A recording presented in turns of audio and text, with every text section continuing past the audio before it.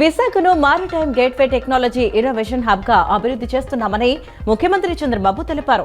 Water sports టూరిజానికి విశాఖలో అపార అవకాశాలు ఉన్నాయని, అంతర్జాతీయ ఈవెంట్లకు సిద్ధం చేస్తున్నామని చెప్పారు. బ్రిక్స్ దేశాలతో క్రీడా భాగస్వామ్యం కోసం విశాఖ కేంద్రంగా youth and sports innovation network ఏర్పాటు చేయాలని ప్రతిపాదించారు. డిఎస్సీపై వైసీపీ అధినేత వైఎస్ జగన్మోహన్ రెడ్డికి విద్యా ఐటీ శాఖల మంత్రి నారా లోకేష్ 5వసారి సవాల్ విసిరారు. టైం డేట్ నువ్వే ఫిక్స్ చేయి, చర్చకు నేను సిద్ధమని ఛాలెంజ్ చేశారు. టీడీపీకి కార్యకర్తలే వెన్నెముక అని, కష్టపడి పనిచేసే కార్యకర్తలకు సముచిత స్థానం కల్పించే బాధ్యత తనదని పేర్కొన్నారు.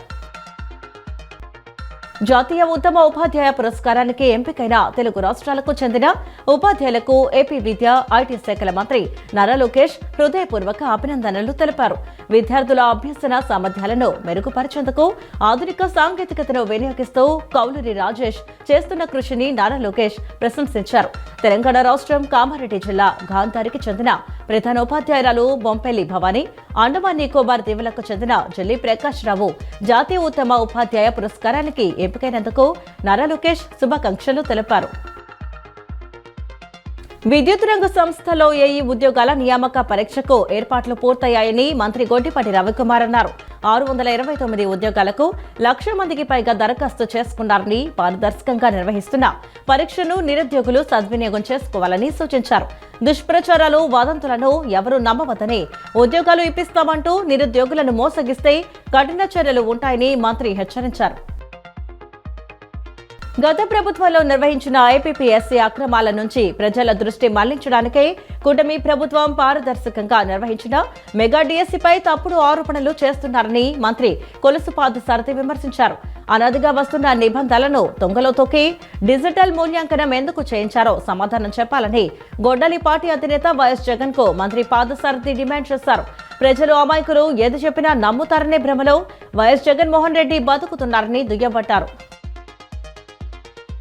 ఒక పండుగ వాతావరణంలో తూర్పు నియోజకవర్గంలో టీడీపీ డోర్ టు డోర్ కార్యక్రమాన్ని నిర్వహించడం చాలా ఆనందంగా ఉందని తూర్పు నియోజకవర్గ ఎమ్మెల్యే గద్దె రామ్మోహన్ చెప్పారు. నెక్స్ట్ సంస్థ వారి సిఎస్ఆర్ కార్యక్రమంలో భాగంగా సుమారు 75,000 రూపాయల విలువ చేసే ఎగ్ కార్డులను ఉచితంగా అందజేస్తున్నారని తెలిపారు. ఈ స్టాల్ ద్వారా రోజుకు 2 నుంచి 3,000 వరకు సంపాదిస్తూ జీవనోపాధి పొందవచ్చన్నారు. తిరువూరు సర్కిల్ పరిధిలో తాళం వేసిన ఇళ్లను లక్ష్యంగా చేసుకుని వరుస చోరీలకు పాల్పడుతున్న చింతల గోపాలరావు అలియాస్ గోపిని పోలీసులు అరెస్టు చేశారు. సీసీ కెమెరాలు, వాహన వివరాలు, సాంకేతిక ఆధారాలతో నిందితుడిని గుర్తించి 4 చోరీ కేసుల్లో అతడి ప్రమేయాన్ని నిర్ధారించారు. నిందితుడి నుంచి 130 గ్రాముల బంగారం, 200 గ్రాముల వెండి, 2,000 రూపాయల నగదు, స్కూటీ, ఇనుప రాడ్ను పోలీసులు స్వాధీనం చేసుకున్నారు. ఎన్టీఆర్ జిల్లా జీకొండూరు మండలం కట్టుబడిపాలెం వద్ద భారీ ప్రమాదం తప్పింది.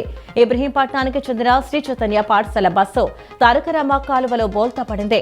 ఘటన సమయంలో బస్సులో సుమారు 20 మంది విద్యార్థులు ఉన్నారు. విషయం తెలుసుకున్న జీకొండూరు పోలీసులు వెంటనే సంఘటన స్థలానికి చేరుకుని స్థానికుల సహకారంతో విద్యార్థులను సురక్షితంగా బయటకు తీసుకువచ్చారు. కాలువలో నీటి మట్టం తక్కువగా ఉండడంతో పెను ప్రమాదం తప్పింది. దీంతో విద్యార్థుల తల్లిదండ్రులు, స్థానికులు ఊపిరి పీల్చుకున్నారు. విజయవాడ తూర్పు నియోజకవర్గంలోని పోటీ శ్రీరాములు ప్రభుత్వ జూనియర్ కళాశాలలో అవసరమైన అన్ని సౌకర్యాలు కల్పించడానికి తాను ఎల్లప్పుడూ సిద్ధంగా ఉంటానని తూర్పు నియోజకవర్గ ఎమ్మెల్యే గద్దె రామ్మోహన్ చెప్పారు. ఈ ఆవరణలో ఉన్న ప్రభుత్వ పాఠశాల, కళాశాలలను పూర్తి స్థాయిలో అభివృద్ధికి పరిచేందుకు కృషి చేస్తున్నామని చెప్పారు. ప్రభుత్వం నుంచి పూర్తి స్థాయిలో సౌకర్యాలు కల్పించేందుకు తాను సిద్ధంగా ఉన్నానని తెలిపారు. కృష్ణలంక పరిధిలోని రణదివే నగర్, కృష్ణ కరకట్ట ప్రాంతంలో అవుట్ఫాల్ డ్రైన్ నిర్మాణం చేపట్టాలని గత 3 సంవత్సరాలుగా స్థానిక ప్రజలు సిపిఎం ఆధ్వర్యంలో అధికారులకు, ప్రజాప్రతినిధులకు అనేక అర్జీలు పెట్టినా నిర్లక్ష్యం వహిస్తున్నారని సిపిఎం రాష్ట్ర కమిటీ సభ్యులు దోనేపూడి కాశీనాథ్ తెలిపారు. గత 3 దఫాలుగా ఎమ్మెల్యేగా ఉన్న ఈ ప్రాంత ప్రజాప్రతినిధికి కనీసం ఈ ప్రాంత సమస్యలు, ప్రజల గోడు పట్టడం లేదన్నారు. సమస్య తీవ్రతను గుర్తించి తక్షణమే రణదివే నగర్ ప్రాంతంలో అవుట్ఫాల్ డ్రైన్ నిర్మాణం చేపట్టాలని కోరారు. ఎన్నికల హామీల్లో భాగంగా రణదివే నగర్ ప్రాంతంలో ఇళ్లకు రిజిస్ట్రేషన్తో కూడిన పట్టాలు ఇవ్వాలని డిమాండ్ చేశారు. దుర్గగుడికి వచ్చే భక్తులకు స్వచ్ఛమైన ఆహ్లాదకరమైన వాతావరణాన్ని అందించడంలో శానిటేషన్ మరియు సెక్యూరిటీ సిబ్బంది పాత్ర కీలకమని శ్రీ దుర్గా మల్లేశ్వర స్వామి వారి దేవస్థాన ఈవో సినానాయక్ స్పష్టం చేశారు. మన ఆంధ్రప్రదేశ్ను స్వచ్ఛాంధ్రప్రదేశ్గా తీర్చిదిద్దేందుకు ప్రతి ఒక్కరూ అంకిత భావంతో పనిచేయాలని పిలుపునిచ్చారు. మంత్రి లోకేష్ నేతృత్వంలో విద్యా వ్యవస్థలో విప్లవాత్మక మార్పులు వస్తుండటాన్ని జీర్ణించుకోలేకనే వైసీపీ నేతలు నిరాధార ఆరోపణలు చేస్తున్నారని వేర్ హౌసింగ్ కార్పొరేషన్ చైర్మన్ రావి వెంకటేశ్వరరావు మండిపడ్డారు. 5 ఏళ్ల పాటు అరాచకాలు చేసిన ఆ పార్టీ నేతలు ఇప్పుడు పచ్చి అబద్దాలతో ప్రజలను మభ్యపెట్టాలని చూస్తున్నారని విమర్శించారు. పారదర్శకంగా నిర్వహిస్తున్న డిఎస్సి మరియు ఇతర అంశాలపై కనీస విజ్ఞత లేకుండా మాట్లాడుతున్న ఇలాంటి అసత్య ప్రచారంపై చట్టపరమైన చర్యలు తీసుకోవాలని వారు పోలీసులను కోరారు.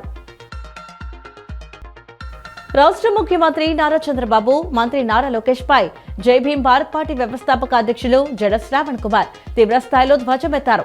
విజయవాడ గాంధీనగర్ జై భీమ్ రావు భారత్ పార్టీ రాష్ట్ర కార్యాలయం నందు ఆయన మీడియా సమావేశం నిర్వహించారు. ఈ సందర్భంగా ఆయన మాట్లాడుతూ రాష్ట్ర ప్రభుత్వం ఆదానికి ప్రభుత్వ భూములను కట్టబెడుతుందని ఆరోపించారు. 99 పైసలకు ప్రభుత్వ భూములను ఇవ్వడానికి సీఎం చంద్రబాబుకు గాని మంత్రి నారా లోకేష్ కు గాని ఎటువంటి అధికారం ఉందని ఆయన ప్రశ్నించారు. ప్రభుత్వ భూములను కార్పొరేట్ సంస్థలకు దారదత్తం చేస్తున్నారని మండిపడ్డారు. ప్రభుత్వ భూములను ఎవరికి వేళనివ్వమని, రేపు తమ ప్రభుత్వం అధికారంలోనికి వచ్చినప్పుడు ప్రజలందరికీ ప్రభుత్వ భూములను పంచిపెడతామని స్పష్టం చేశారు. కూటమి ప్రభుత్వం ప్రభుత్వ భూములను కార్పొరేట్ సంస్థలకు దారదత్తం చేయడాన్ని జై భీమ్ రావు భారత్ పార్టీ ఖండిస్తోందని, న్యాయం జరిగే వరకు తమ పోరాటం కొనసాగుతుందని స్పష్టం చేశారు.